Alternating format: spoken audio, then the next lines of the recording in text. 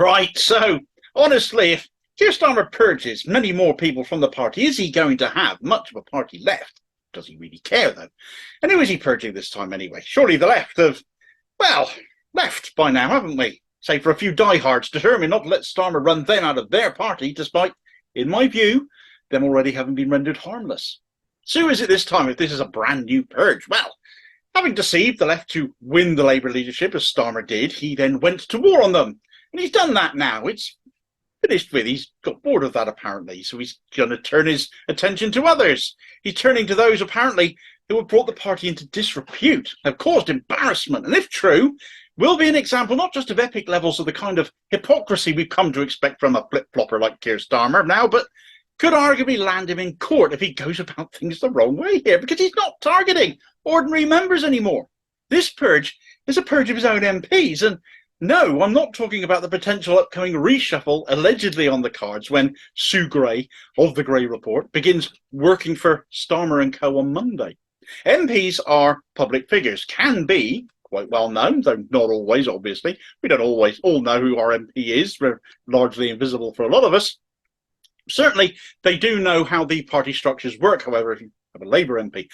But the best known MPs are often the ones who have found themselves embroiled in a spot of bother, aren't they? It is these MPs that not so much become famous, but infamous. And in the Labour Party, it's these that are becoming Starmer's apparent new target. These are the ones that Starmer apparently wants to bin. The ones who might bring down the party's reputation based on their conduct. And apparently, there could be up to a dozen of them, according to the Murdoch Times, Starmer's favourite press baron, as we all know by now. So, what has prompted this, and how is Starmer going to attempt to justify it?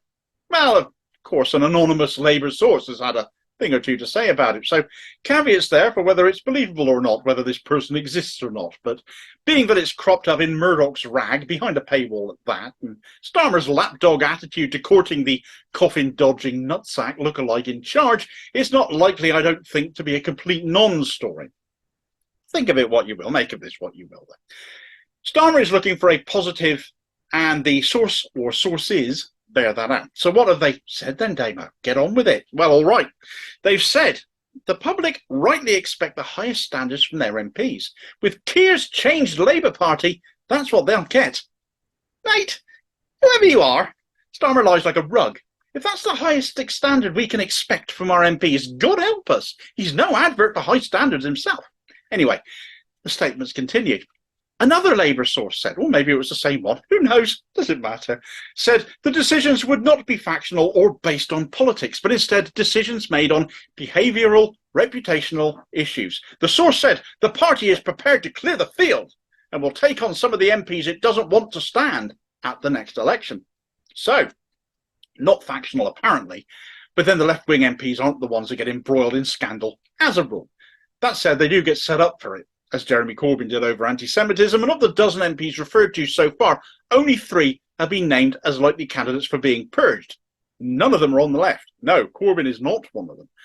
But I'll come on to them in a moment, because another Labour source was a lot more blunt about it. And they've said, we just can't afford to F up a potentially historic majority with internal bullshit. It's not worth it. And we need people who are actually competent to be able to do their jobs as an MP, including questioning their own conduct. Well, that is all well and good, but unfortunately your opinions on such conduct carry no legal weight. And if you're going to send certain MPs packing on the basis you simply don't like them anymore, don't feel they are competent all of a sudden, you've got to justify that when they were deemed so originally to be both candidates and to be elected. They might be rubbish, but ordinary voters voted for them and may wish to again.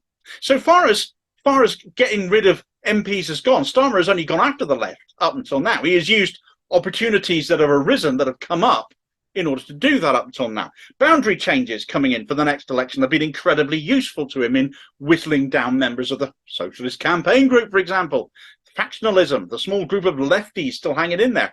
Examples such as Beth Winter and Mick Whitley. They're both gone come the next election as candidates, as he succeeded in using boundary changes to oust them. But where it came to others, like Ian Byrne or Zara Sultana, he's failed. So it is an opportunistic purging in their cases. Calling out a dozen MPs that maybe a Starmer's own faction, though, of the right of the Labour Party, though, well, this carries some risk now. Even if he succeeds in finding a mechanism to get rid of them, it is likely it will come with legal challenges, which the party could lose. So that's Starmer wasting party cash potentially on pointlessly avoidable legal cases again. What if he loses them? He's then made more enemies within his own party of his own faction, should they be re-elected, who may themselves have allies elsewhere in the party. Could be making life difficult for himself in the long term. If he wanted to purge MPs from his party who were bringing the party into disrepute, why did he not do the proper and decent thing then and do so at the time they brought the party into disrepute? Because that would have then made more sense and would have given the impression that Starmer was truly as zero tolerance as he likes people to think, but he didn't. And now you're looking at his polling leads and you think, well, now he thinks he can get away with getting rid of them now. But, you know, if you're talking about the guy's reputation, he should have been doing this before now. This is completely opportunistic and factional again. Of the 3 MPs that have been named by the Times, if they are indeed targets, they were forgiven at one point. So what's changed now? Starmer wants to have a crack at the Tories for how individuals conduct themselves and doesn't want it coming back on him. Sorry, Sunshine, you carry enough of that baggage yourself that the Tories won't need to target Labour backbenchers who may have done something naughty in the past. They can just lay into you instead all day long. But go on. Who are these 3 that have been named then? Well, it's Khalid Mahmood, Liam Byrne and Neil Coyle, whose names are currently circulating. And the one thing that amused me slightly when seeing these 3 names come up was the fact that so much of what we know in the public domain about what the 3 of them have done came not from mainstream media sources, but regulated independent media, notably such as Squawk Box or Vox Political or another, who I often cite. Often breaking news stories others belatedly latch onto later. So it's made me feel a little bit more justified in supporting the smaller, more dedicated and honest media outlets out there, as I tend to do. Anyway, Khalid Mahmood, if you need to know the background to what's going on with these, if you haven't read the associated Squawk Box articles or the videos that I've made in connection with these individuals, Khalid Mahmood was embroiled in legal wrangles with one of his staffers being abused by another staffer, and Mahmood basically came down on the side of the abuser. The victim blew the whistle on it, was sent packing by Mahmood for doing so, successfully later claimed for unfair dismissal. An absolute mess. Starmer himself ignored these claims of bullying when the victim, a lady called Elaine Cohen, contacted the offices of both Starmer and Labour General Secretary David Evans directly, and was completely ignored by both of them. Mahmood has also accused Starmer of being part of a London-centric bourgeoisie that has taken over the party, and he resigned as a shadow defence minister over it. Not that such resignations under Starmer ever got much attention, certainly not like they did with Jeremy Corbyn. So if Mahmood is on the list, Starmer himself is implicated personally in the failures connected with the Elaine Cohen case. So that's going to reflect very nicely on Starmer. Liam Byrne, probably best known for being that MP that left that note in the Treasury in 2010 saying there's no money left, which the Tories have used as a stick to beat Labour with for years now, saying they bankrupted the country. He's still about, though maybe not for long if Starmer finds a way to oust him. But as a long-serving Labour MP, he's been one since 2004, the case would need to be a good one. Well, Byrne got into trouble for misusing parliamentary resources, redeployed his own parliamentary staff to promote his West Midlands Metro Mayor candidacy that he was going for in 2021. He lost that. But having been caught, again, a whistleblower blowing the whistle, and Byrne found himself guilty by the Parliamentary Standards Authority for misusing parliamentary resources. However, with this investigation having literally dragged out for years, only resolved in May of this year, when the original investigation was launched in 2021, he got let off completely.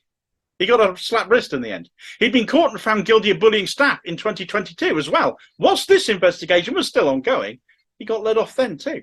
Starmer, to my knowledge, hasn't said a word about Byrne. So why now?